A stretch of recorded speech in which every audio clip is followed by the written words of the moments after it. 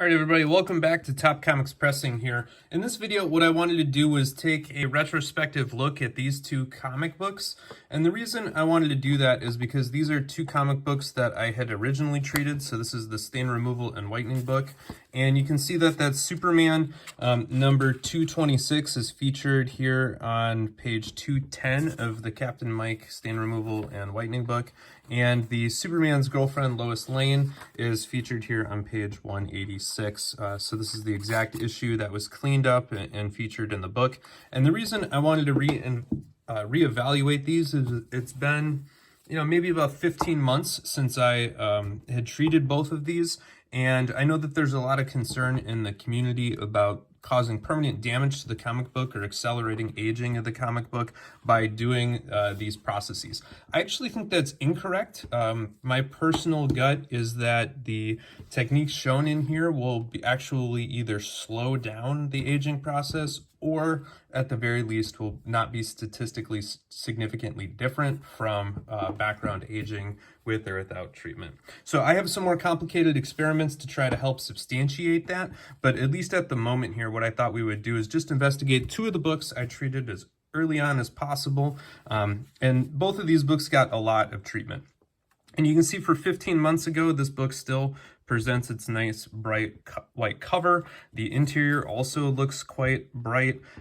There's no evidence of foxing that has reemerged on this comic book.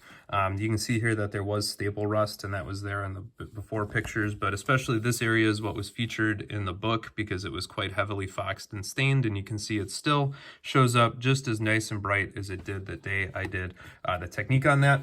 The other thing you'll notice is it's not turning to dust. So this thing, I'm abusing it here quite heavily. I can take this cover and open it up and I'm not going to crease it, but that's a pretty significant bend in there. It's not like it's brittle or anything like that.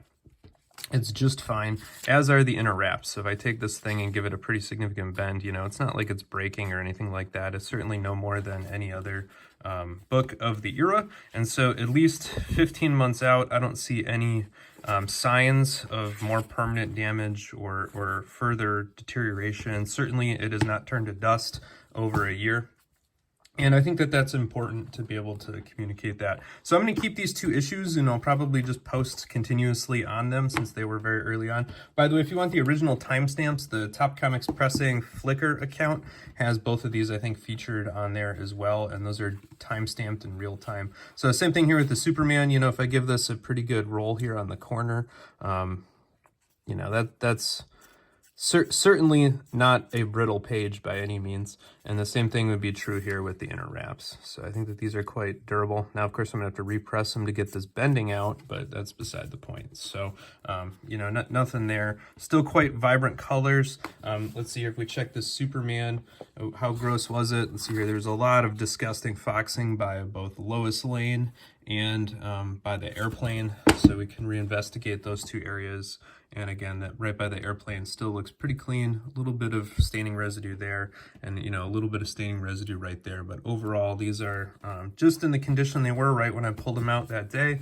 The covers don't feel unnatural or limp, so certainly if I hold it kind of flat out like this, it's not like it's folding over on its own accord any more than any other cover would be. So as a point of reference, here's a tattered Avengers comic that clearly has not been clean pressed or whitened, and to me it feels almost exactly the same as this. So this is from 1966. This one's gonna be, I think, in the early 70s, but yeah, 1970. So certainly natural for its age.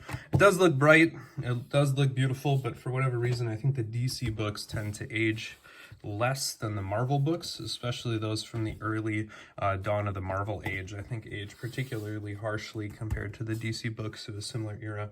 So anyway, I just wanted to give you that update, looking very closely at these two books that again kind of were featured in here. This is about a 15-month timestamp. We'll go ahead and keep them, and maybe I'll report back in another 6 months or another year or so. So take care, everybody, and keep tuned. I'm actually going to do a science detailed discussion about kinetics and why I think if these things are stable after 15 months, that it is especially unlikely that we will see any lasting repercussions with them.